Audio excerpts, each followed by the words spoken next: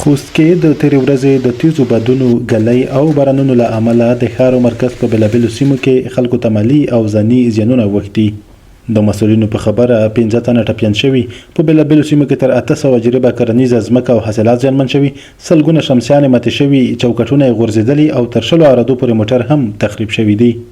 یا د طبي پیښه کې دوکانونه سوداګریز توکي او د خلکو شتمنۍ هم زیانمنې شوي او خاوندان د اړونده ادارو څخه د زیانونو د جبران په موخه د مرستو غوښتنه کوي. تاوان خو په لاندو کې کدا وای چې 9 لکه خو شو کېدای دا هر څه په بشپړ ډول لمانځه تللی دي خو د کانتینر دغه هر څه بشپړ ختم شوی دی بل هغه څه چې کوز کې د پکور کې په اجرا کې مچولې دي د بود عمل امیر سخت ځان ورسېدو چې ټول پمپر هر څه مکمل خیمه وکړي نغله سامان ټول شګرو نتون کړو د موټر پر ذات ته چې وبو ورشي ټول خروپیږي پر ذات ټول کور بر سره وته د مسورو چرواکو څخه مې غوښتنه ده چې باید له میک سره همدردي وکړي مثال د حکیم غچ د توندر د مالی ځان روغله د مالی ځان په کې میته مې سره باید کومک وکړي. ښار کې ځینو رسنیو هم د دې طبي پیښې له امله زیان لیدلی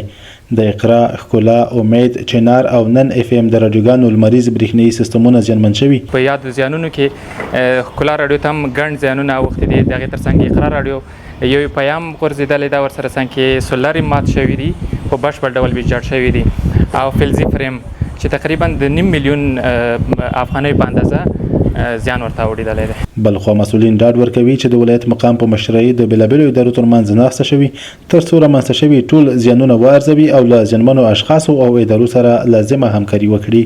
بارانونو او طوفانونو له وجې د خوست مرکز په شمول په ځینو ولسوالیو کې ولسونو ته ګڼ شمېر مالي او ځاني زیانونه اوښتي دي. د دې لپاره د ولایت مقام په مشرۍ عاجله ناسته شوې ده د زیانمن شویو ولسونو